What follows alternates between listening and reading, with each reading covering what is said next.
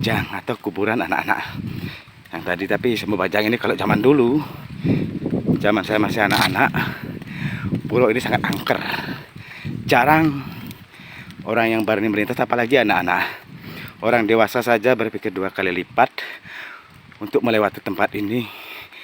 Apalagi waktunya sandikala atau malam hari. Kalau agak siang hari masih mending karena masih terang. Ya, pemandangannya cukup bagus, dikelilingi oleh limbah-limbah. Nah, tapi sekarang di tempat ini nilai angkernya atau nilai sakralnya sedikit berkurang karena jalan ini sudah menjadi jalan pelintas, sudah ramai karena sudah bagus, jadi ramai. Memang itu adalah hukumnya astral, hukumnya religius. Semakin banyak energi manusia atau zat autoplasma manusia yang masuk, maka keangkaran tempat itu akan menjadi turun.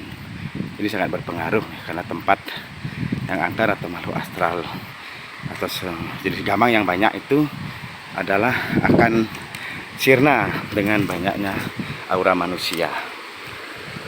Nah, ini sudah nyampe. Ini adalah pohon beringin. Nah, yang saya ceritakan tadi, konon zaman dulu beringin ini sebetulnya baru, tapi sudah lama ada yang melinggi di pohon beringin ini adalah Sugro Pakulun, Ratu Biang Geleh Sakti yang seperti ceritakan tadi. Beliau adalah istrinya atau ratunya Ide Dukuh Sakti menurut cerita orang-orang zaman Dumun. Ya, ini tidak tertulis. Nah, ini adalah baru dibuat. Kalau bercerita tentang asal pohon beringin niki, ya, pohon beringin begitu tumbuh besar dan menutup semua area, ya, menutup semua area. Pohon beringin ini kalau ceritanya ditanam itu saya tahu karena saya sudah dewasa sekitar 20 tahun lalu, ya. Ya, usia saya sekitar 18 tahun. Pohon beringin ini sebetulnya ditanam dari pot, ya, tidak sengaja tiba-tiba serta-merta menjadi besar. Artinya dengan cepat, ya, secara logika, secara aturan pepohonan mestinya belum sebesar ini, mungkin karena ada yang mau melinggih gitu, mungkin kepercayaan orang-orang penduduk lokal sehingga pohon ini begitu cepat besar. Kalau tidak salah pohon ini sekarang berusia sekitar 15-an tahun, ya, 15 tahun kurang lebih. Waktu itu saya masih sudah berusia 18 sampai 19, sekarang saya berusia 44 tahun. Nah, kenapa Ratu Biang Geleh dilinggihkan di Sumur Bajang atau kuburan anak-anak menurut legenda? Ini dilihat dari tabiat beliau waktu suka berhias. Ya, berhias itu adalah tabiatnya anak-anak muda atau anak-anak kecil zaman dahulu, sehingga beliau ditempatkan di Saman Bajang atau di Sumur Bajang atau kuburan anak-anak karena sifat beliau masih seperti anak-anak, suka berhias gitu. Nah, menurut legenda kuno-kuno, nah ini adalah, nah ini namanya jurang ini, ya, disebut dengan Jurang Saman Bajang. Nah, di sini beliau melinggih, aslinya diiringi oleh beberapa makhluk astral, makhluk gamang, tonyo, samar, mamedi, itu banyak. Dan legenda itu zaman sekarang mungkin sudah ditemukan, tapi saat waktu era tahun 90-an atau era tahun 91, 92 itu saya masih ingat anak-anak sering cari ikan di bawah. Walaupun dari atas kelihatan banyak, begitu kita turun tidak dapat satu ikan pun, bahkan nyaris tidak ada. Nah, di Sumur Bajang ini kebetulan ada kerbau. Nah, inilah kuburan anak-anak atau Sumur Bajang, ya. Nah, sini ini dia areanya di pinggir jalan. Di ujung Sumur Bajang ini ada yang disebut dengan Pura Agung. Nanti dia jelaskan tentang asal usul Pura Agung, tetapi tidak secara sastra, hanya secara lisan, karena memang belum saya temukan sumber secara sastra tentang pura-pura yang ada wilayah Banjar Jambu ini. Saya sudah mencarinya, berusaha, tapi belum menemukan.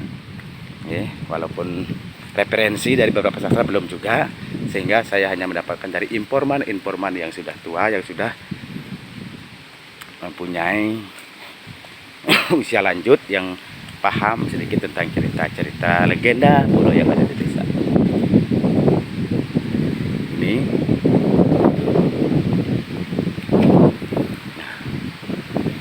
Ya, sekian penjelasan ini Saman Bajang atau inilah Grembeng. Nah, yang melinggih di tempat ini adalah anak istri.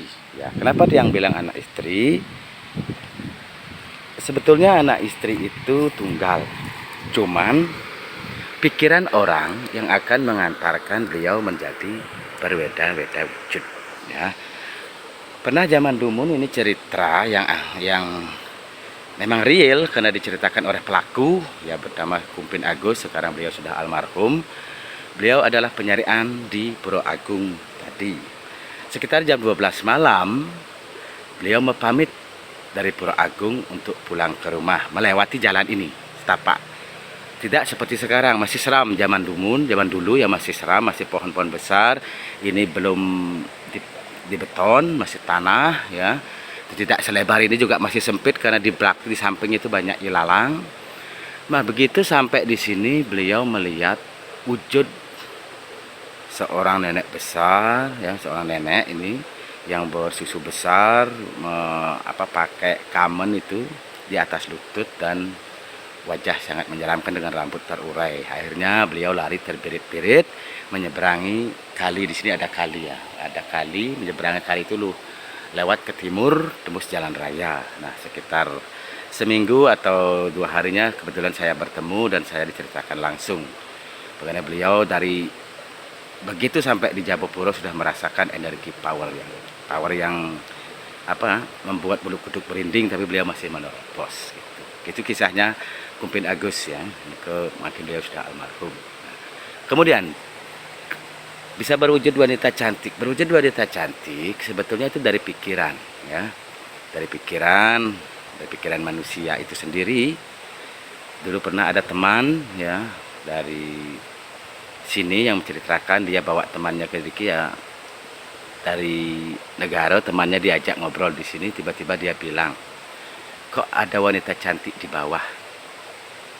Nah, padahal itu bukan wanita cantik, itu sama Ratu Biang Gelehnya, karena pikirannya mungkin masih muda sehingga dilihatnya wanita cantik. Jadi makhluk astral itu bisa berwujud secara rumus metafisika karena pikiran kita. Jadi kalau pikiran tidak terkontrol, maka kita bisa mengeluarkan zat yang disebut ortoplasma, dan zat itu diambil oleh makhluk astral sehingga kita mengalami kelemahan jiwa. Nah, itulah yang fenomena terjadi yang saya tahu. Nah, demikianlah sekilas info tentang Puro Saman Bajang ini. Nah, ini adalah alasnya, dan ini di samping Puro Saman Bajang juga ada puro. Nah, banyak versi yang menyebut puro ini ya. Nah, di bawah pohon puro yang berdampingan dengan Saman Bajang tadi, ini juga disebut Puro Saman Bajang. Mohon maaf, kamera saya agak kendur, mungkin energi juga ada ini dulu. Sebenarnya sih siang hari, cuman karena saya sering menyebut secara langsung tanpa upacara ya. Maklum karena hanya rekan, jadi ada sesuatu yang terjadi ya, saya tidak meregat ya, mungkin tadi tidak diizinkan. Ada yang lewat tadi di depan. Ini malu juga menceritakan karena ini tidak biasanya astral itu tidak semua bisa connect ya. Hanya beberapa orang, ada yang percaya ya syukur, tidak percaya tidak apa-apa, tapi saya mengalami sendiri langsung ya. Tadi kameranya blur, seolah-olah ada lagi bayangan di depan gitu, makanya saya mundur. Nah, puro ini adalah zaman dulu ada 2 cerita. Satu cerita puro ini berhubungan dengan Saman Bajang, sehingga puro ini disebutkan Puro Pengayangan Semo Bajang, yaitu melinggih Ratu Nyoman Sakti. Itu pohon, di bawahnya itu ada patung, kita ada hasilnya. Itu ada patung bergetar ya, dengan racun ya, bergetar ya, kembalikan ulang. Nah, itu pengayangan Ratu Nyoman Sakti ya. Tapi di sisi lain ada juga cerita bahwa puro ini adalah puro semayau atau istilahnya puro sesangi.